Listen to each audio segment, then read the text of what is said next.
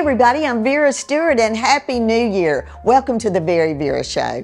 We are so excited about the second half of our season. We've got some great shows planned. We're always happy to have you join us. So today we're doing Homestyle recipes. These take me back to the 80s. They're recipes in my new cookbook. And like many of the recipes, these are things that I used to swap with friends along the way.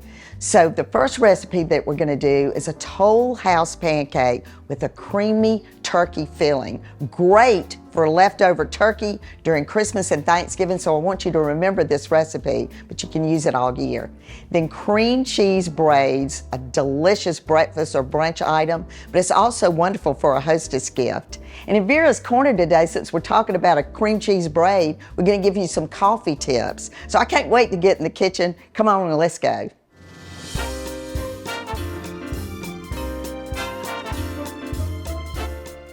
All right, so this is the creamy turkey filling that goes inside of these Tollhouse pancakes, and I honestly must have made it every time I had a dinner party back in the 80s and early 90s. So this recipe starts with butter. I've got it in the saucepan. I'm gonna melt it, and it's pretty much melted now. I'm gonna add in my flour, and basically what I'm doing is we're making a cream sauce or a roux. And so the flour will start to dissolve into the butter, and you want to make sure that you've got all of that dissolved in this process. So I have it on about a medium-high heat. All right, so now I'm going to add in my salt. And basically, you know, turkey has a little bit of salt to it too. So just be sure to follow the recipe. They're always on our website at veryvera.com. And this is one of the recipes in our new cookbook. All right, so at this point, this is my little tip for you. When we get ready to add the broth, you know, most people just add the broth. If you'll take your time and do it slowly, then it thickens as you go, and you don't have so much time standing there. You're gonna have a little bit, but not quite as much. So I've got it on medium-high. I'm gonna start adding in my chicken broth. And you know, you may have chicken broth left over from the holidays that you put in your freezer, but for me, I can always count on the Fresh Market to have their chicken broth available, so flavorful. So we're just gonna let this start to get thickened and just do it slowly. So as I add this slowly, it'll take just a few minutes.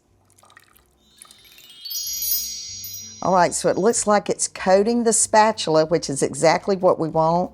I'll add this little bit to it. And then now I'm going to pour it back in to this Pyrex, because what I want to do is get an even distribution between these two pans. So that should be about 3 cups. So I'm going to put 1.5 cups back in here. All right, so that looks about right. And now the rest of it goes in the other pan for the mushroom sauce that goes on the top of these. All right, so I've got my shredded leftover turkey. And this is the tip, is that when you have some turkey left over, go ahead and cut it up and put it in a Ziploc and put it in your freezer. And then when it's another time of year that you're looking for a great entree or a brunch idea, you've already got it. So, like I said, the salt, I felt like between the turkey and what we put into this was enough. But I'm going to add just a little bit of ground pepper to this. We're going to let that just keep cooking over there. And then to this pan, I'm going to add in my fresh button mushrooms and my half and half. And that's going to be poured over each of these. They almost look like crepes. All right, so we will let these continue to cook. And when we come back, we'll get started on the Tollhouse pancakes. You're going to absolutely love the pancake, even if you just have that with eggs and bacon. So I'll see you back in just a few minutes.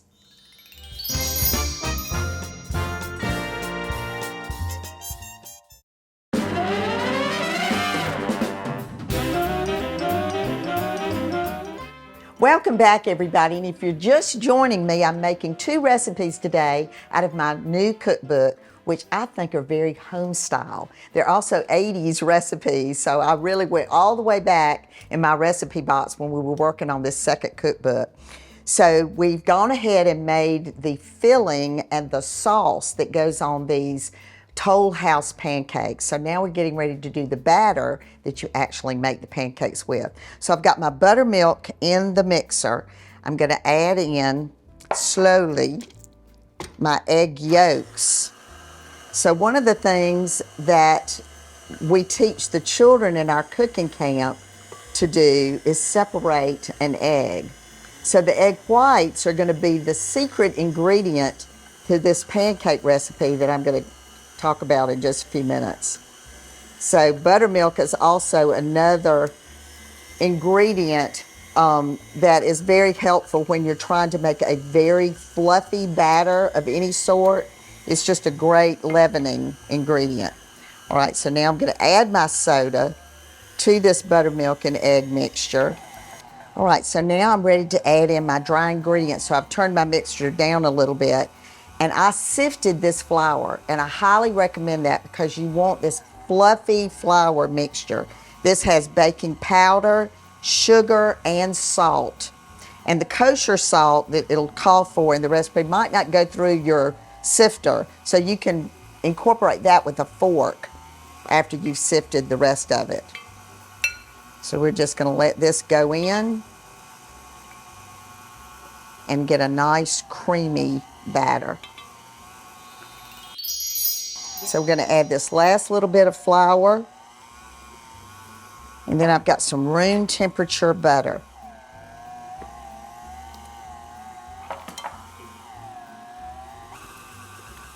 So I get that mixed together really well, and then the secret ingredient is going to go in.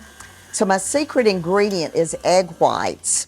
So when I separated the eggs, then I use the whites in just a regular bowl, and that's when your hand mixer comes in very handy. And it's also something you can do with your young person because they can operate. Just make sure the sides of your bowl are high enough. All right, so we took the mixer and I got stiff peaks on my egg whites. So now we're going to incorporate those into this batter. So get it all in there.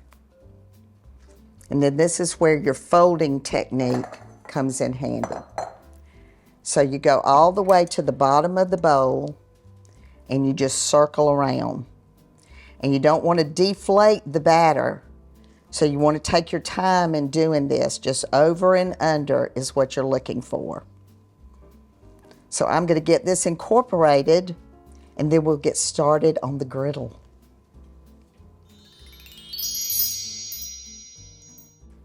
All right, so I've gotten started on these pancakes, and lucky for me, I've got this amazing Wolf griddle, and it's just perfect when you're doing bacon or you're doing pancakes for the entire family.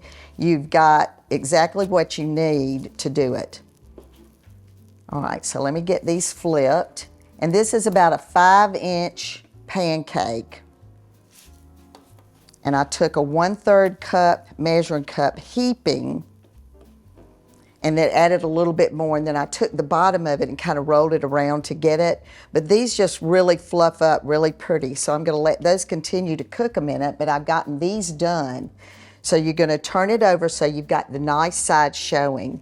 And then this is that turkey filling that just thickened up, and it's so flavorful. And now I'm going to just roll it up. You want to put enough in there. And you don't have to secure it. You're going straight to your casserole dish with that. So let's do another one. So about a heaping tablespoon of your filling. And remember, we did the mushroom sauce to go on top. So just roll it over. You're basically just one roll. And then it goes straight into your pan. So let's see if these are ready. Almost. All right. So we are going to finish this up and get ready to do the cream cheese braids.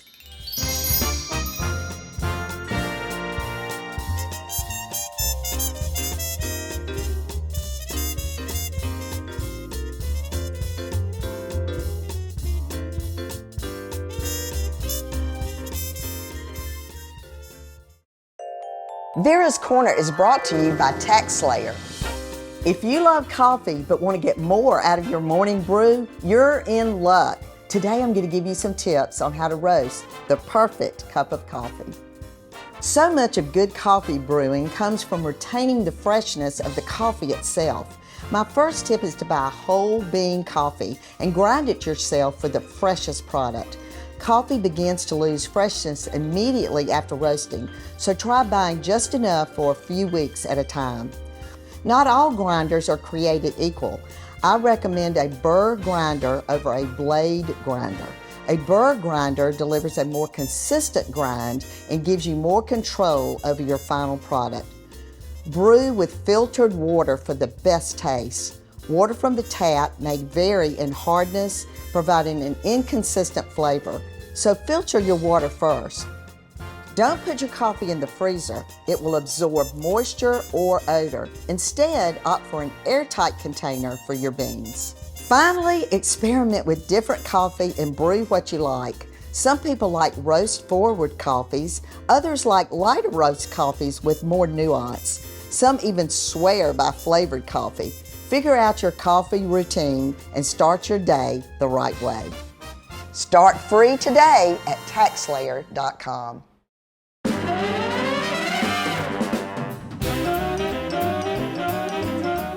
Welcome back, everybody, and I hope you enjoyed Vera's Corner. You know, I don't drink coffee, but I love the aroma. I love to cook with it, but I love the idea of grinding your own coffee beans, so hopefully you'll take advantage of that. All right, so these are the cream cheese braids and another just old school recipe. This recipe belongs to my best friend of my entire life, Debbie Tamplin in Madison, Georgia. She actually came and helped us with the second cookbook, but this is her recipe. I've used it for years, and it just, you know, it's one of those things that you get in the kitchen and you just decide you're going to enjoy preparing this dish. And so there are some steps, and it does take a little bit of time, but it's so worth it at the end. All right, so to make the dough, you've got to scald the sour cream. So scalding is the process of putting it on like a medium-high heat, and then you want to just let it begin to bubble on the sides, and that's the scalding. To that, I added margarine, sugar, salt. I put my yeast in warm water and let it sit for 10 minutes. I added the eggs very slowly, the flour, and then once you have combined that, you're going to let that dough chill overnight. And I suggest spraying that bowl so that your dough will come out very well. And margarine. You know, I've had people say, why do some of your recipes have margarine? Well, the best answer to that is because that's what my grandmother used. But you know, back in the day, butter was too expensive, so you used margarine, and I've opted not to change that recipe. All right, so the dough is made, and I have then taken it after it's risen overnight, kneaded it about 4 or 5 times. Then I took my serrated knife and scored the top of it so I would get 4 completely even cubes to work with. So once I've done that, then you're going to take it and roll it out to an 8 by 12 rectangle. And for me, the ease of doing that is that my favorite rolling pin is actually 12 inches. So I can use it as a guide to do that. So this one is completely ready to go. Now the cream cheese filling that goes in this is also full of wonderful ingredients. This is cream cheese, sugar, an egg, vanilla, all the things that make fillings amazing. So again, the tip is that you take something and score so that you can see how much filling you need for these 4. So now I'm going to take that little 4th right there and put it in the middle. And you know, for those of you that have shied away from anything that had to do with yeast, this is such a great recipe. I have never had the dough fail. And so you don't want to overheat your water. You're really looking for just hot water out of the faucet. But letting it sit for 10 minutes to get frothy is also important. So I am going almost to the edge with this. And then I'm going to take the long end and I'm going to start to roll up. So this part is kind of like a cinnamon roll, which I'm sure all of you have made homemade cinnamon rolls before. All right, so we're going to roll this up.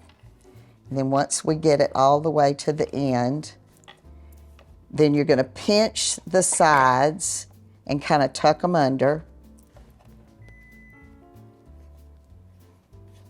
And then you're going to take your scissors and you're making X's, 6 of them. And this is what makes it look like a braid. And that filling is just going to pop out between it and it look like you braided the dough. So that's kind of a fun part about this recipe too. So I have my pan prepared with parchment paper, and I've got my oven preheated to 375. And the trick is to have the dough still a little bit cold so that when you go to move this to the pan, it doesn't fall apart. All right, so I'm going to get the rest of these rolled up, and when we come back from the break, we're going to show you how you can lay this out beautifully. And for me, winter is full of hunting and those browns and the deer antlers and the feathers and all of that. So the men will really love it. The men are going to love these recipes. So we'll get that all laid out, and we'll see you back in just a minute.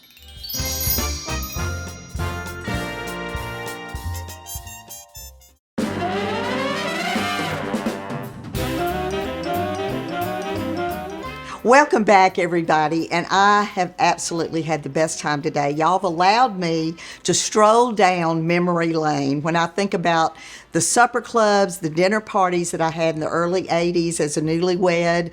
These recipes were part of what we did when the meal was over. If you were at someone's house and everybody brought a covered dish, then the recipe cards came out, and that's when everybody shared their recipe. In the first book, it starts with the story being that it all started with the recipe. So I have very fond memories of both of these recipes today. I haven't really made them in quite a while, so I'm going to reinvent them myself at my own house. So let's walk back through what we did today. We started with the Tollhouse pancakes. And I don't know about most of you, but for me as a newlywed, we were on a budget and it was pretty tight. But I love to entertain, so I didn't want to not entertain because it would cost too much. So my original adaptation of this recipe was chicken. And I always used the dark meat, but we felt like when we were making the cookbook to have really good use of all of that leftover turkey would be amazing. So we did the filling with turkey. So that turned out really great. So this works up. It's a little bit time consuming, but I cannot wait to get some feedback from all of you of what you think of it. It looks beautiful in the casserole dish. We put the mushroom sauce over the top, put a little bit of Parmesan cheese, and ran it under the broiler right before time to serve. And it plates so pretty. You don't have to put a toothpick in it or anything else. It's just gorgeous. And this will also freeze. So I really love the way that turns out. And it is such an economical dish to make. So save that turkey next Thanksgiving and Christmas. All right, the cream cheese braid. This recipe is from my best friend of the better part of my life, Debbie Tamplin in Madison, Georgia. She actually came this year and helped us get the cookbook photography done. It was a wonderful experience. But she did this recipe and shared it with me. Back in the day when my children were in elementary school, all the teachers would get one on a board that I covered either with aluminum foil or waxed Christmas paper, tied it up with cellophane, and put a big bow on it with reheating instructions. So it looks pretty on a buffet like that, but sliced, and y'all, that moisture in that and the softness of that dough, if you've never done yeast bread, this is your recipe. And then in terms of how we've laid it out, in the wintertime, I love to use my feathers. You can still use your pine straw because it's in the yard. I love to pull in the deer antlers and just really make it handsome. This is painted burlap that I picked up at a flea market. So a lot of our props, a lot of times, that's my hobby, is to walk through some of those antique places. So when it comes to a brunch, This is where this is plated beautifully. This can be broccoli, this can be fruit, whatever you decide to go with it. But this can all be eaten with a fork. So if you're having a crowd, you've got economical recipes and you don't have to seat everybody. So we've really had a fun time today. I hope that you will remember these are in the new book, and they're also on our website at VeryVera.com. So don't forget, no matter what you do, do it in good taste. I hope 2024 will be as good to you as we plan for it to be for us. See you next week.